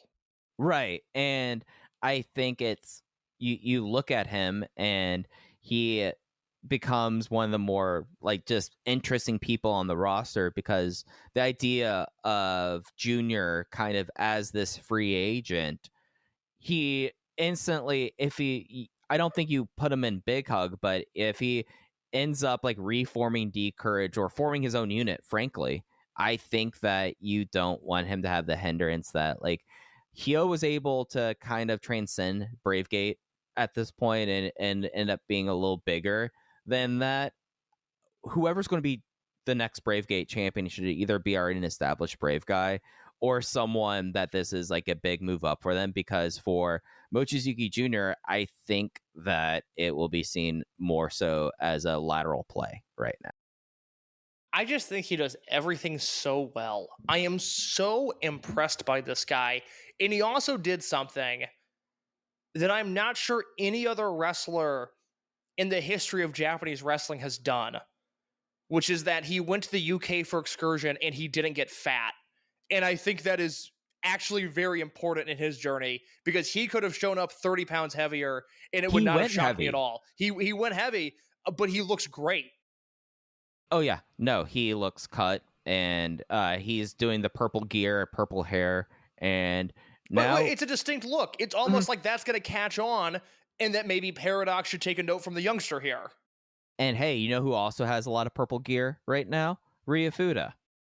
Yeah, people are pointing to that a lot. I don't know. It's the tough thing with Fuda. I've gone back and forth on this so many times where instinctually I want to learn from Keisuke Okuda, and I think Fuda has the potential to be a much, much better wrestler than Okuda did, even if Okuda was really exciting at his peak. I don't want to rewrite history, but I've gone back and forth on, Fuda has such good chemistry with Mochi and Mochi Junior. Should they just put him with one of those guys and let him flourish doing kicking and, undercard sprints and things like that? Or do you want to push Fuda into being something that maybe he's not currently? I know people are drawing those lines there, and rightfully so. If they wind up together, great. I think it'll be super exciting. I still have a voice in the back of my head saying, don't pair Fuda with a Mochizuki just yet. Yeah, it gets in the thing where it's just like, are you just a kick boy? Are you able to do something else? Exactly. But it's one of those things that with Junior coming back, the training wheels are off. He's only 21 years old.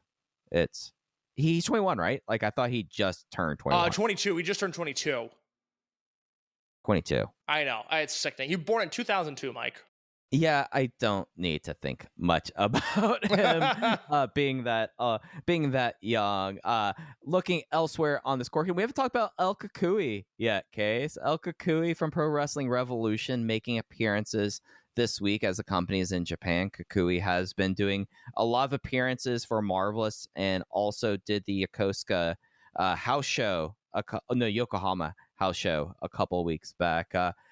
What are your thoughts on El Kukui and how he stumbled into being the ring breaker?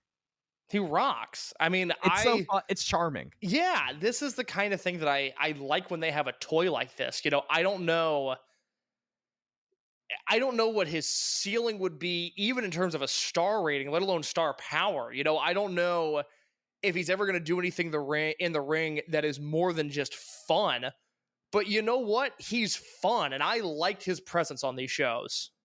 Yeah, I don't know if right now I'd be willing to commit to like sponsoring the guy's like work visa, at that level. But if he's already in town, I'd gladly like put El Kukui. If he finds himself into Kobe, I want to see El Kukui in a Royal Sambo, don't you? Oh my God, yeah. Yeah, I want to see him knock everyone out. He does his little sleepy gesture. And who was the rookie who kicked the board back into place? What was that? Sahara? I don't know which one it is, but I really like that. Whoever it is instantly jumps up in my current future rankings case. As long as they're not Sahara, because Sahara is my favorite. Like if it's Oshima, if it's Kato, I'm blanking on the third one's name. If it's one of them, we have that. Anything else you wanted to touch on the Korakuen case before we get out of here? I thought these were average Korakuen shows that both had really strong semifinals and finals. We should touch on this All-Star Junior tag they did just really quick. I left this off the run sheet and I regretted it when I was like looking at this. So semi-main event of the first Korakuen Hall show was this international Dream 8-man tag match. Dragon Kid, Flamita, Dragon Dia teaming with Pro Wrestling Noah's Ninja Mac versus Z-Brat, Shun Skywalker, Kai Ishin, and Dragon Lee.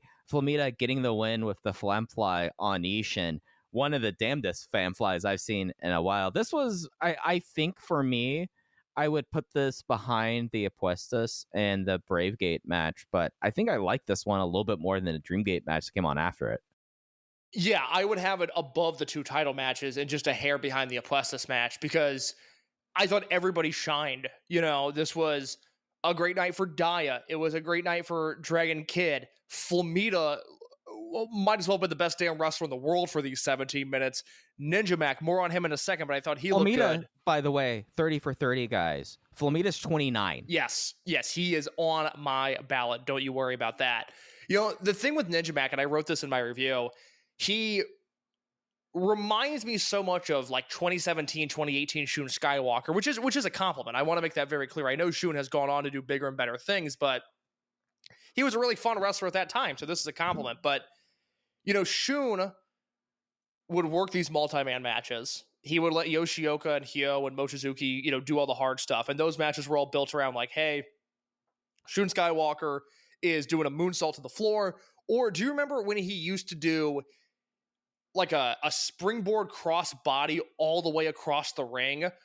That thing was terrifying. I know.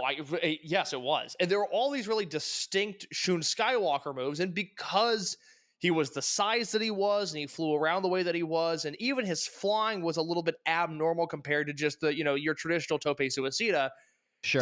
there was no room for error, right? If Shun messed up, everybody knew that he messed up, and there just wasn't a saving grace there. And Ninja Mac is the same way. So I was very hard on Ninja Mac when he worked Gate of Origin 2022 because I thought he had a bad night. The big moves weren't sticking. But you know what? This match, those moves stuck. And he was the little spice in this match, almost the Akira Taue or the Yoshiaki Yatsu, the only time he'll ever be compared to those two wrestlers. But when you think about the great All Japan tags of all time, it's the fourth guy there that's taking the match up another level. Kobashi, Masawa, Kawada, those are the all-time greats. Taue or Choshu, I'm sorry, not Choshu, Taue or Yatsu, they added a little flair that just made things different.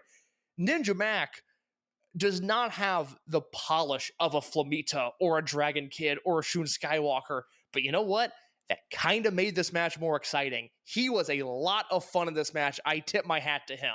Yeah, it was something where it's the aspect of Dragon Gate that's gone away from kind of the Hayabusa influences in a way, I would say. Mm-hmm. And he still very much has that kind of just the spice is the nicest way to kind of put it in a way. But there's also the aspect of you're kind of seeing is this going to go right? Is this going to go wrong? Is this going to no matter what, I can't pull my eyes away from the screen. And I was a little impressed with how he was able to really incorporate himself into the kind of healing that Z-Brats had.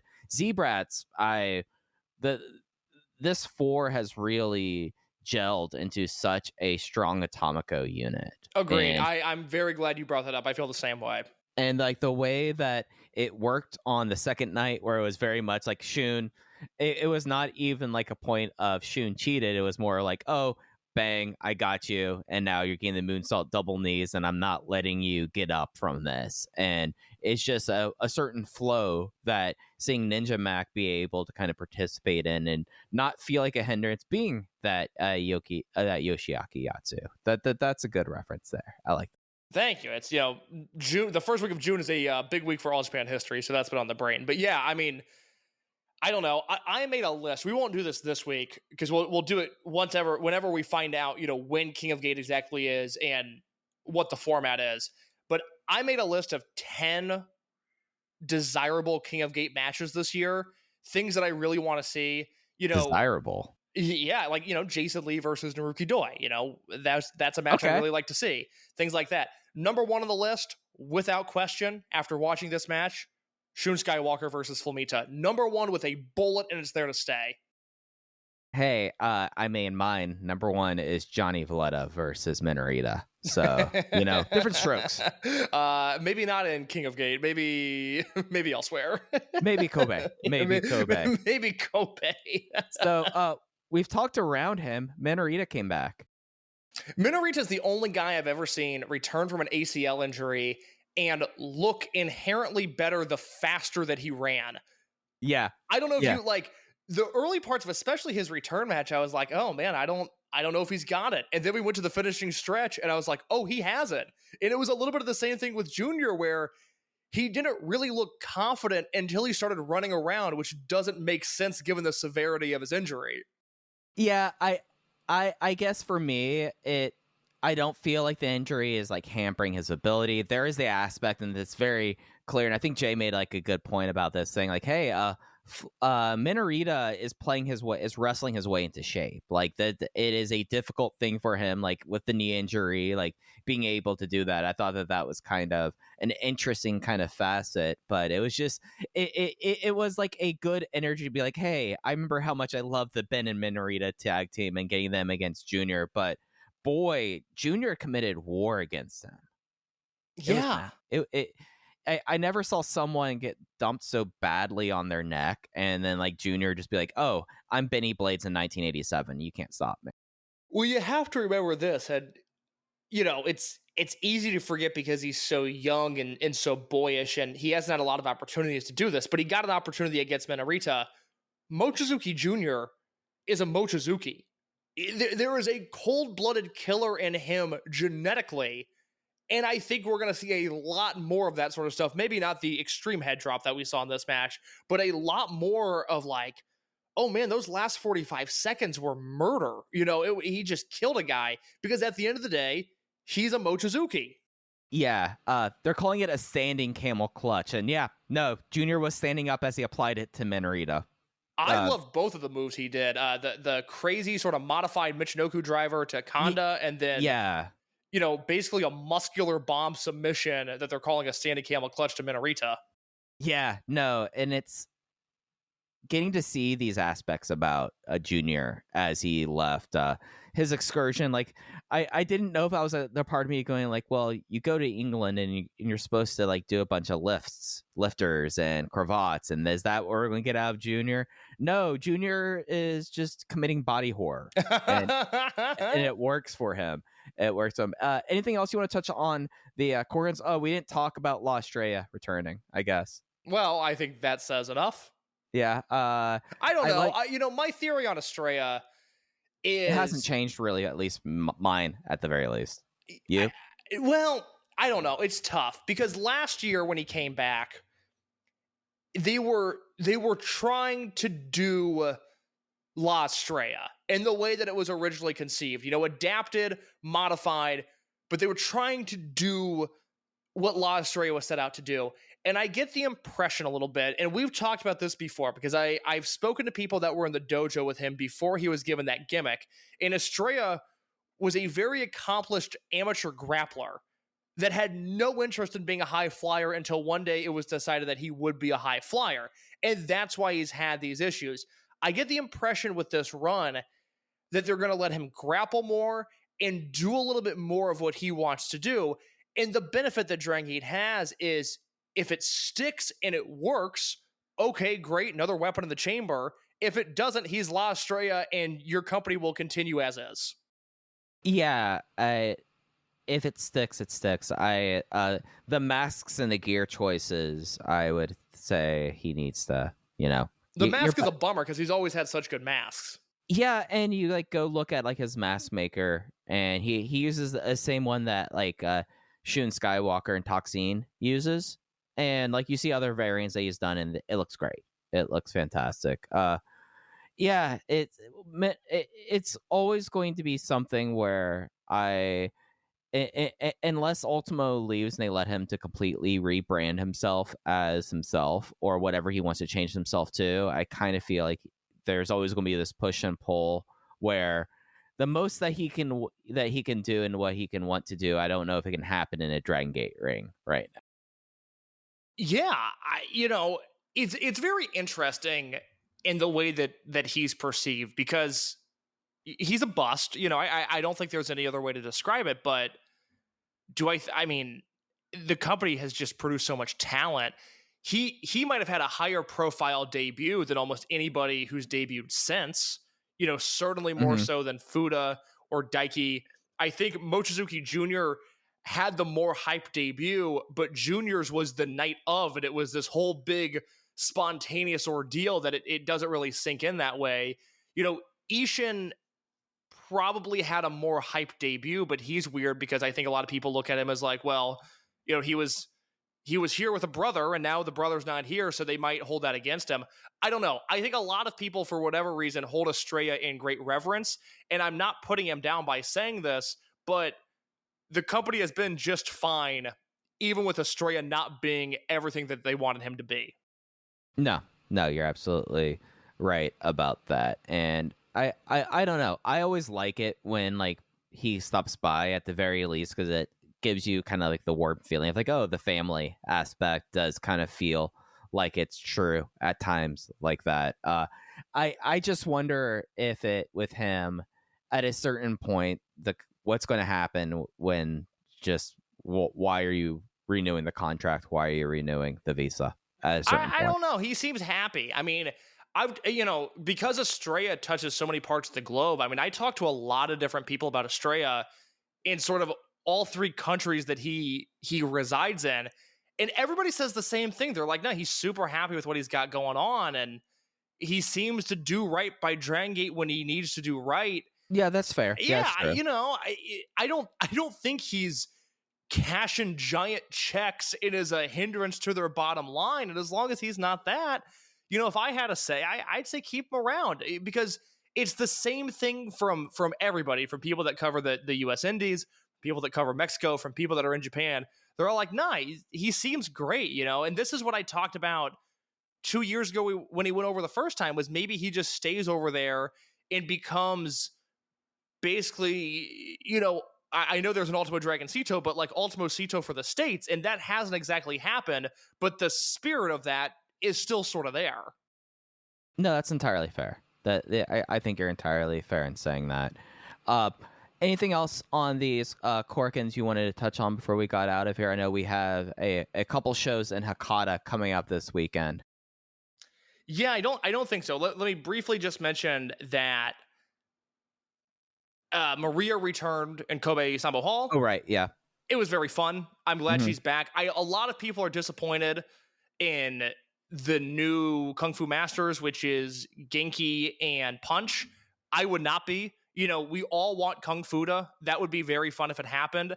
But for as much as I've enjoyed the Kung Fu unit, the part of it that I enjoyed was Jason and Jackie as a tag team. And if they're not together, and if they don't have historically one of the best matches in company history, I think we all think of that unit a little bit differently and probably don't think it's highly of it. Now, I think the work Ho-Ho does is great. I love the idea of a regionalized unit. I think that's super fun. I don't know. There's a lot that I want from Daiki right now, and Kung Fu isn't exactly that. So I would not get too bent out of shape about it. Yeah, I think people also need to remember that this was supposed to be a comedy unit. Exactly. No, they stumbled into something with Jason and Jackie, right? That I think they are completely past. Mm-hmm. So and I mean, for people like Punch Tominaga, I would like if I'm going to be subjected to Punch Tominaga, keep the doses small and keep them not in places that matter. Having him sequestered in Kung Fu Masters 2 works for me. Like that's fine. And yeah, Daiki is now good enough that I want him to be doing more. I don't want him involved with that sort of thing. Yeah, think looking elsewhere at Kobe, we had a lot of Sachihoko boy bits in the Royal Sambo Estrella, made his appearance there. And then really, I thought the best thing on the show, other than the Maria return, and that was a lot of fun. Jason really was fun in that return match. I thought that the Ben and Flamita versus Hio and Mante match was the best thing on that Kobe show. I still, not necessarily a strong Kobe show, but interesting things happening on it at the very least. I didn't feel like a waste of my time. No, I am with you on that. I realized we didn't go through all the results in Korakuen, so I'm going to run through those real fast and then go through the Hakata preview for us. Yes, please. This weekend. All right, so from the 4th, both of these shows are up on the Dragongate network. English commentary for both shows. The deal, I guess I was not awake when this happened yesterday, Case, but I guess that there was an issue with the connection at Korakuen Hall that it completely made the feed unusable for one of the matches, the opener on night 2, that there's no English version of, but there is the Japanese version is up on the Dragongate network for that. It was a choppy feed, and they figured out how to reboot it so that the bulk of the show was not hurt by it. Yep, hey, would rather it happen there. But going back to June 4th, the opener, Madoka Kakuta defeating La Estrella with a rolling lariat. Ultimo Dragon, Masaki Mochizuki, and El Kukui versus Don Fuji, Toru Owashi, and Shuji Kondo. Mochizuki broke out the Buko Gatame, a move that he has not done in 20 years. Which, I mean, that's exactly like why El Kukui is fun, because he's in matches like that. Like, come on. Mochizuki Junior return match, he wins with his gross modified driver on Konda. Paradox's debut, Yamato, Doi, Yokosuka, and Kagatora versus KZ, Strong Machine J. Shimizu and UT, Doi over KZ with the Galleria. Minorita return match, Hyo and Jackie Kamei versus Mino and Rita. It was Hyo with the Samson driver on Minorita. The 8-man international dream tag, Flamita over Ishin with the Flamfly, and Benkei won the Dream Gate in 20 minutes with a spear, becoming the 39th Open the Dream Gate champion. Moving on to the 5th, the opener, which again, this is the one that's only available on the Japanese feed. Mante and Kamei defeat Estrella and Kukui with a jackknife from Kamei on Estrella. Ultimo, Owashi, Kondo versus Fuji, Tominaga, and Daiki. Owashi got chokeslam on Daiki. Not a lot there. Ben and Rita versus Mochizuki and Junior, as we talked about before. 8-man tag, Paradox, Dragon Kid, Naruki Doi, Yokosuka Kagatora versus Z-Brats. It was Skywalker penning Kid to get a direct pin over the Twin Gate champions. D Courage versus Natural Vibes, Strong Machine J over Tanaka with a machine suplex. Hyo retained over Flamita with the Samson driver. And Yamato versus Kota Minoura didn't bring up, he spiked him with a Ragnarok to win that one. That was after a Galleria from that. This weekend, they will be on tour. The only shows on the network are the doubleheader and Across Fukuoka on Sunday. Opening D Courage versus Z-Brats, Kakuta, Dai, and Tanaka, Skywalker, Kai, and Ishin. Kanda and Owashi versus Horiguchi and Fuda. Shimizu and UT versus Ultimo and La Estrella. Match 4, Paradox, Yamato, Dragon Kid, Kagatora versus Big Hug, Mante, Hyo, and Kamei. So 3-on-3. Susumu Yokosuka versus Jason Lee semifinal. Gold class, Benkei, BB Hulk returning, and Minorita versus Strong Machine J, KZ, and Flamita. The night show, Kanda and Estrella versus Kai and Ishin. Owashi versus Minorita, as it should be. We're returning to nature here. Dragon Kid and Ryo Fuda versus Shimizu and Horiguchi. Kakuta, Daya, and Tanaka versus Big Hug. So D Courage versus Big Hug. Benkei and BB Hulk versus Shun and Jason, and then Paradox versus the remainder of Natural Vibes in the main event. I think these are okay looking shows. Yeah, Susumu versus Jason being a singles and being semi-main event. Yeah. Yeah, no, I'm with you there. I think main event Flamita on both nights is pretty interesting. You know, I don't know what Hulk can bring to the table in the daytime show, but I like that Paradox versus Vibes match in the main event of the second night. Yeah, that main event on the afternoon show. Poor Ben. I mean, Minorita, like, the faster he goes, the more he feels like, but this can be a match where it could be all hinging on Ben here.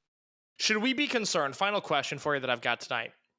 Should we be concerned that Ben is not wrestling Yamato opposite on these tag matches? Or, you know, is there a month and a half left for them to do that? Yeah, man, I think there's a month and a half. Okay. Really.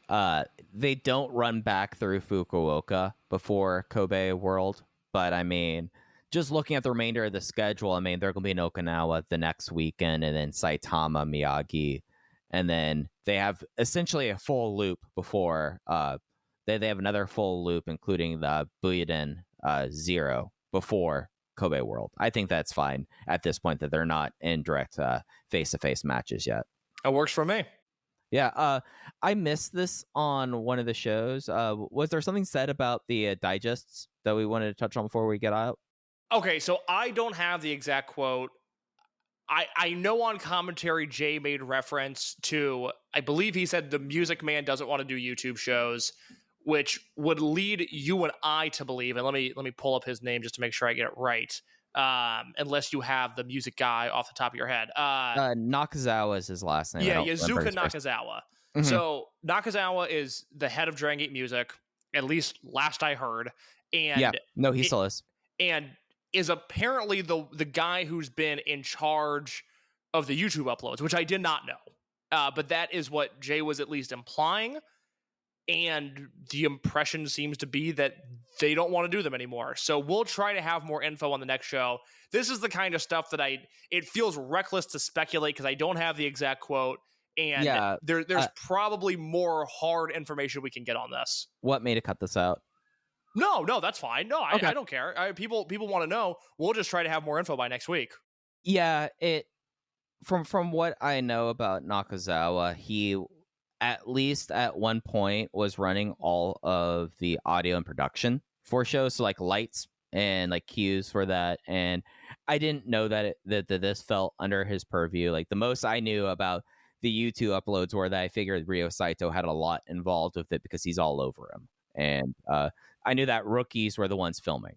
That's all I knew leading up to what was said. I didn't even catch offhanded what that comment when it was. And you and I both know that when Nakazawa is going to do something, he's going to do it his way. Is I think a very fair assessment of his work habits and work ethic. He is right by all accounts pretty determined to only do what he wants to do. Yeah, and he's been around the company forever. That's right. And I don't know exactly like his whole background. For a while, I thought he was related to FNW, and I guess that's not necessarily the case. But he's been around forever, and yeah, no. The one thing I do know about like the sound and the music was Nakazawa at one point I thought was just doing like production and not like day of things. But I know that Punch's job one time was doing all of the music cues, and he messed it up at Kobe World. And that's why Nakazawa took over it fully. Yeah, I mean, look, if the digest YouTube uploads, if they go away, I'm going to be really bummed out because I've come to love those. We've had them for 2.5 years now. They started January 2022. We didn't know they were coming. It just showed up on the first show of 2022 when it was Riki Ihashi versus Ishin Ihashi. Right. And I feel like we've learned so much about the company.